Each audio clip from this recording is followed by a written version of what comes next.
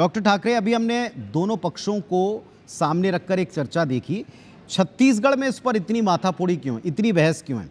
क्या इंटरेस्ट ऐसे हैं, कोई डर है या इंटरेस्ट ऐसे है जिसको लेकर ये बहस अभी से छिड़ी जा रही?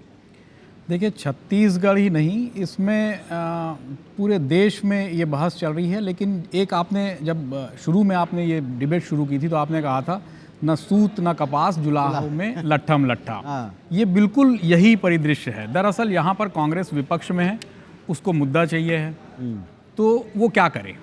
वो यही कर रही है कि आपने पहले जातिगत जनगणना नहीं की, घोषणा नहीं की, इस पर उन्होंने सवाल उठाए। अब जब घोषणा हो गई तो आप सवाल उठा रहे हैं कि ये देर से क्यों हो रही है। लेकिन इसमें ये मुद्दा तो है कि आप उसको अक्टूबर 26 तक के क्यों खींचना चाहते हैं। मतलब उसकी शुरुआत आप अक्टूबर 26 से इसलिए कर रहे हैं क्योंकि वो पहाड़ी राज्य है, वहाँ पे 4 राज्य हैं। अक्टूबर में अभी 4 महीने हैं, आप अक्टूबर 25 से कर लीजिए। चुनाव कितने जल्दी तय होते हैं और कितने जल्दी हो जाते हैं।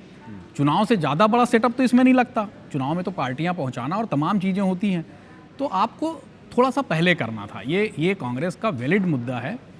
लेकिन एक बात आपने फिर ये कही थी इन्होंने कि नीतीश कुमार के दबाव में ये जातिगत जनगणना 2011 में कराई थी। इस बार भी तो यही है, इस बार भी तो बिहार का ही दबाव है। बिहार का इलेक्शन आपके सामने है, आप ये सोच रहे हैं कि बिहार के इलेक्शन में हमको लाभ मिल जाएगा, तो जातिगत जनगणना वहाँ का बड़ा मुद्दा था। क्योंकि जातियों पे आधारित जो चुनाव हैं वो देश में सबसे ज़्यादा बिहार में ही होते हैं, तो वो एक मुद्दा हो गया। बल्कि ये तो डॉक्टर विश्वेश जी, ये तो घोषणा भी मानी जा रही थी कि आप देखिएगा टाइमिंग, इसलिए हमने आपको शुरुआत में भी बताया, दर्शकों को भी बताई टाइमिंग, कि आप देखिए 22 तारीख को पहलगाम अटैक हुआ, 30 तारीख को जबकि पूरा देश बदला कर रहा था, उस टाइमिंग के ऊपर कोई एक्सपेक्ट नहीं कर रहा था कि केंद्र 8 तारीखें लाएगा। खैर वो बात पुरानी हो गई, उस दिन की डिबेट पुरानी हो गई।